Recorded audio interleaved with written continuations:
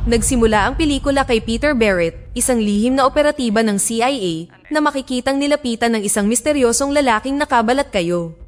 Ang kapaligiran ay medyo tense, para lamang ipakita na ang taong ito ay si Henry Byrne, ang stepfather ni Peter na superior ng CIA. Matapos ang malagim na pagkawala ng kanyang sariling mga magulang sa isang terrorist attack na nag-iwan sa kanya ng pansamantalang pagkabingi, si Peter ay kinuha ni Byrne na malapit sa kanyang pamilya. Bagamat sa kalaunan ay bumalik ang pandinig ni Peter, naging ultra-sensitive ito na nagbigay sa kanya ng kakayahang makarinig ng mga ultrasonic frequency. Inatasan ni Byrne si Peter ng isang kritikal na misyon upang subaybayan ng isang Russian arms dealer upang kunin ang mahahalagang impormasyon mula sa kanyang relo at iligpit ito. Pagkaalis ni Byrne, nakipag-ugnayan si Peter sa kanyang buntis na asawa, si Elena Marin, na isa ring ahente ng CIA.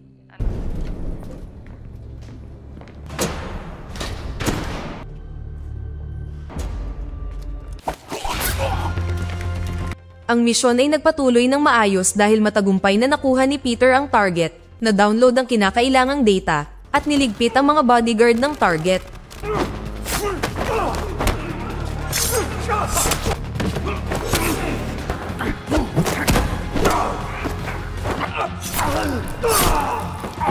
Gayunpaman, nang malapit na niyang tapusin ang target, pinigilan siya ni Elena at dalawa pang ahente. Ibinunyag nila na ang target ay nasa ilalim ng investigasyon sa loob ng 1 taon at kailangang dalhin sa paglilitis. Naiwan sa gitna ng moral na problema, nag-alinlangan si Peter. Sa kaguluhan, nagawang kumuha ng target ng baril at pinaputukan si Peter na bumagsak sa lupa. Ngunit nakalulungkot na tinamaan si Elena sa tiyan. Bagamat nakaligtas siya, nawalan siya ng sanggol na humantong sa pagkasira ng pagsasama nila ni Peter.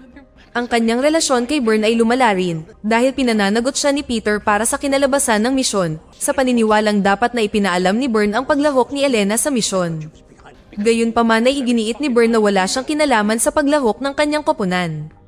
Makalipas ang 17 taon, ipinagpatuloy ni Elena ang kanyang trabaho sa CIA habang si Peter ay nag-iisa na lang, naninirahan bilang isang pintor sa tahimik na kabundukan ng Cascade, Oregon. Ang kasamahan ni Elena na si Dennis ay nagbahagi ng sensitibong impormasyon kay Elena, ngunit kasabay nito ay pinatay siya ng hindi kilalang asasin. Samantala, si Peter, na ngayon ay gumagamit ng alias na Mark Nicholson, ay nakatanggap ng isang package na naka-address sa kanyang tunay na pagkakakilanlan. Sa loob ay 2 artbook na may mga inskripsyon mula kay Elena na nagpapaalala sa kanilang nakaraan nang bigyan siya nito ng regalo na 2 aklat sa kanyang kaarawan. Nang bumisita sa isang bar na pagmamayari ng kanyang kaibigang si Lucy, nilapitan si Peter ng isang teenager na babae na nagngangalang Sofia na tinatawag siyang Peter. Ipinahayag niya na siya ay anak ni Elena at hinanap siya dahil nawawala ang kanyang ina. Sa simula, tinanggihan ni Peter ang anumang koneksyon kay Sofia o sa kanyang ina, kalaunan ay umuwi si Peter nang hindi alam na sinusundan siya ni Sofia. Nang matuklasan niya ang isang larawan ng kanyang ina, hinarap niya si Peter at sinabing siya ang kanyang ama. Ang kanilang muling pagsasama ay biglang naputol ng salakayin ng mga mersenaryo ang kanilang tahanan. Gamit ang kanyang matinding pandinig, naramdaman ni Peter ang kanilang presensya at inutusan si Sofia na umakyat sa itaas para sa kaligtasan.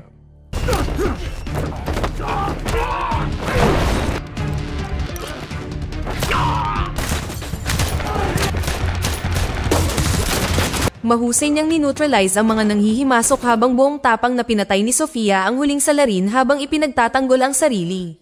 Bagaman nanginginig at lumuluha, tiniyak ni Peter na tama ang ginawa niya sa pagprotekta sa kanya.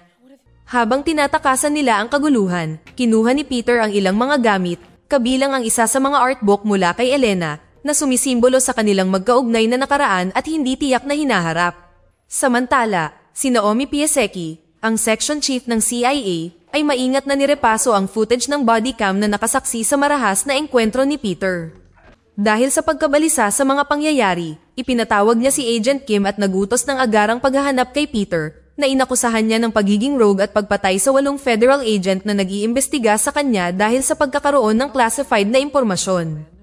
Ang bigat ng sitwasyon ay tumindi ng harapin ni Naomi at Kim si Byrne, na ngayon ay isang mataas na opisyal ng CIA.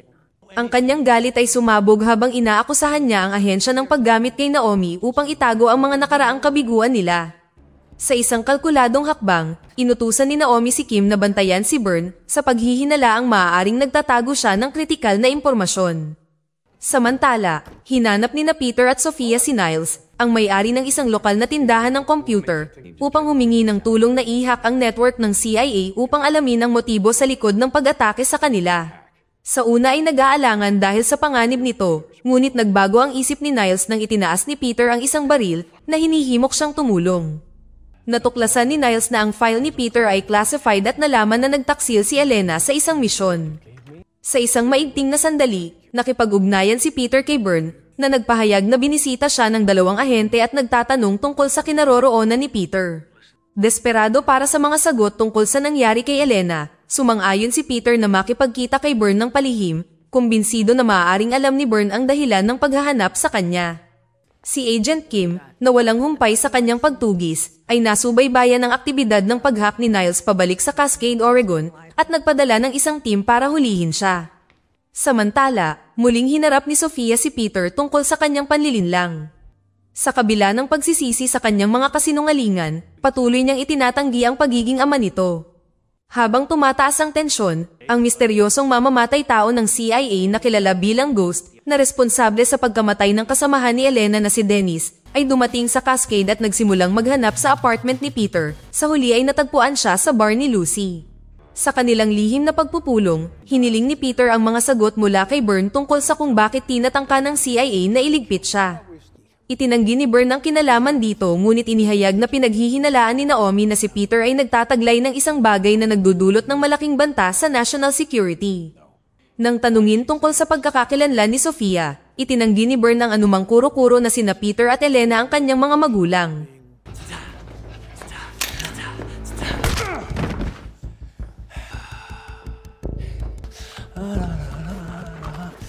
Lumala ang sitwasyon nang harapin ni Ghost si Lucy sa bar. Walang awa na humihingi ng impormasyon tungkol sa kinaroroonan ni Peter, ngunit nagkunwari si Lucy na wala siyang alam. Sa isang mahalagang sandali, dinala ni Peter si Bern upang makipagkita kay Sofia, ngunit si Bern ay nagpunta sa agresibong pagtatanong habang nakatutok ang baril. Sa kanyang pagtataka, kumpiyansa na tumugon si Sofia sa lahat ng mga katanungan ni Bern. Siya ay nag-aatubili na sumang-ayon na suriin ang katayuan ni Elena, kung saan nalaman niyang siya ay namatay sa misyon. Sa kabila ng mapangwasak na balitang ito, iginiit ni Sofia na maaaring may dahilan kung bakit ipinadala siya ni Elena para hanapin si Peter.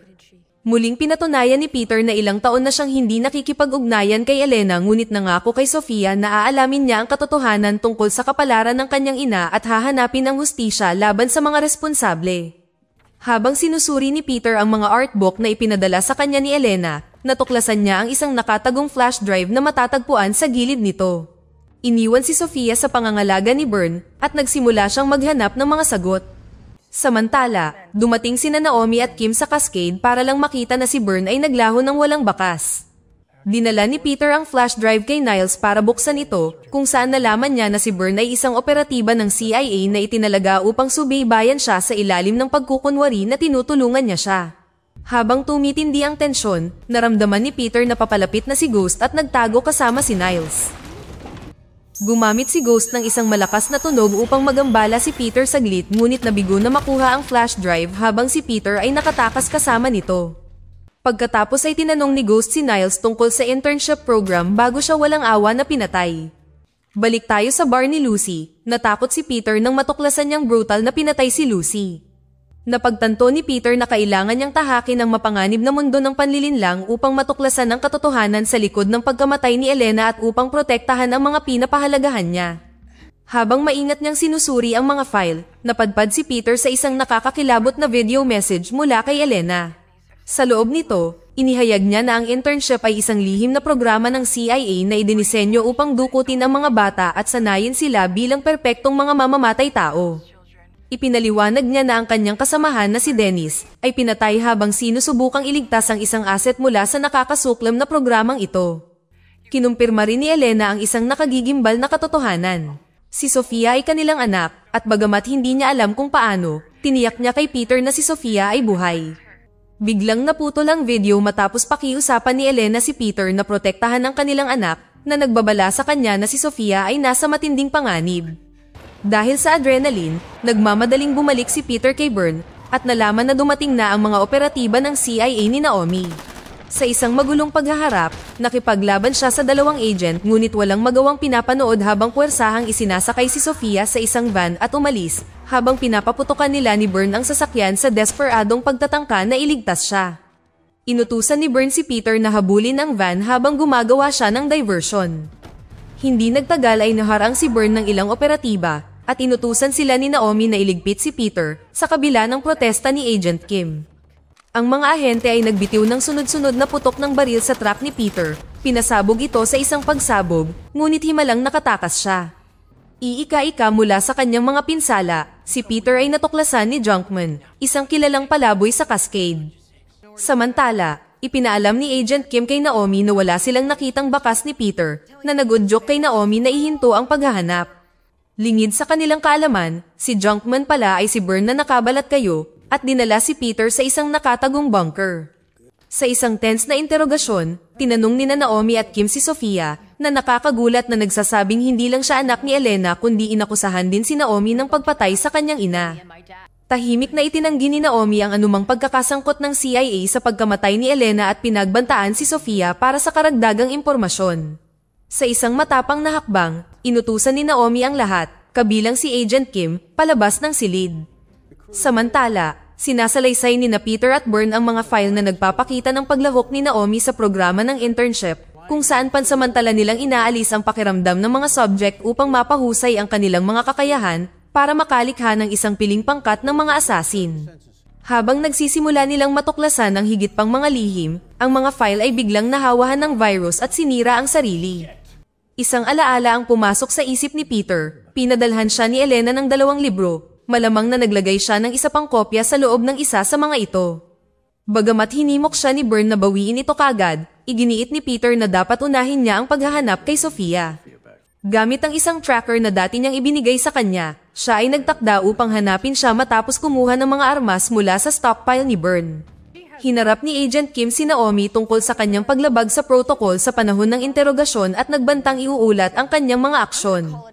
Bilang tugon, isiniwalat ni Naomi na natuklasan niya ang isang tracker kay Sofia, isang bagay na hindi napansin ni Kim, at nagbabala na si Peter ay papunta na, at hinimok ang lahat na maghanda para sa isang napipintong pag-atake. Habang naghahanda si Kim ng mga depensibong posisyon para sa mga ahente, mahusay na pinasok ni Peter ang pasilidad at madaling niligpit ang maraming operatiba. Pagdating sa control room pagkatapos ng matinding pakikibaka, nilabanan niya ang higit pang mga ahente.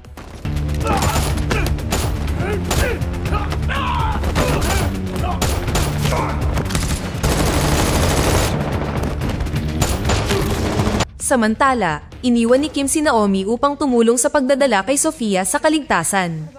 Gayunpaman ay hinarang siya ni Naomi at inutusan si Kim na umalis.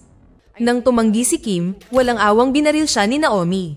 Sa isang matinding showdown, hinarap ni Peter si Ghost, isang elite ng internship, na nagpahayag ng kanyang pagnanais na patayin si Peter na tinutukoy siya bilang Patient Zero.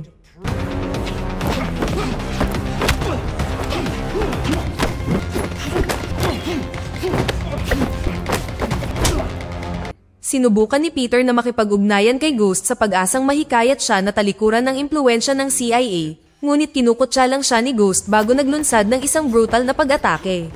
Ang mga bagay ay hindi kailanman naging madali habang si Peter ay lumalaban hindi lamang para sa kanyang buhay kundi para sa kinabukasan ng kanyang anak na babae laban sa isang walang humpay na kaaway na binuo ng mismong programa na nais niyang lansagin. Sa isang mabangis na paghaharap, halos madaig ni Ghost si Peter, ngunit nang ibunyag niya ang mapangwasak na katotohanan na pinatay niya si Elena, nag-alab sa galit si Peter.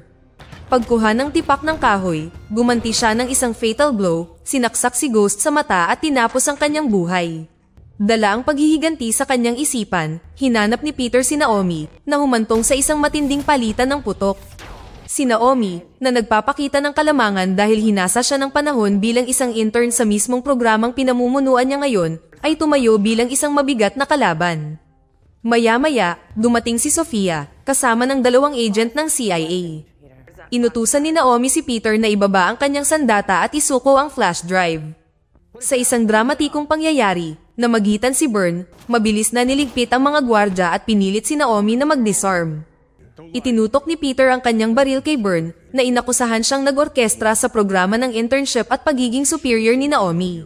Nag-aatubili na inamin ni Bern ang kanyang pagkakasangkot, nag-alok ng paghingi ng tawad sa pagkaladkad kay Peter sa madilim na mundong ito, na sinasabing ang tanging layunin nila ay ang magsiwalat ng mahahalagang impormasyon. Sinagot ni Peter na sinusubukan lamang ni Bern na iligtas ang kanyang legacy, iginiit na si Sofia na ngayon ang kanyang tunay na legacy. Ibinigay nito sa kanya ang isang baril na itinutok nito sa kanya. Hiningi ni Sofia ang flash drive, ngunit nang tumanggi si Peter, binaril niya ito sa braso. Sinamantala ni Bern ang sandali upang ibunyag na si Sofia ay dinukot sa kapanganakan at pinalabas na namatay at siya ang pinakahuling sandata na kanilang nilikha. Desperado na maabot ang kanyang anak, nakiusap si Peter kay Sofia na tingnan ang katotohanan. Dinukot siya ni Bern at pinatay si Elena matapos niyang matuklasan ang masamang katotohanan sa likod ng internship program.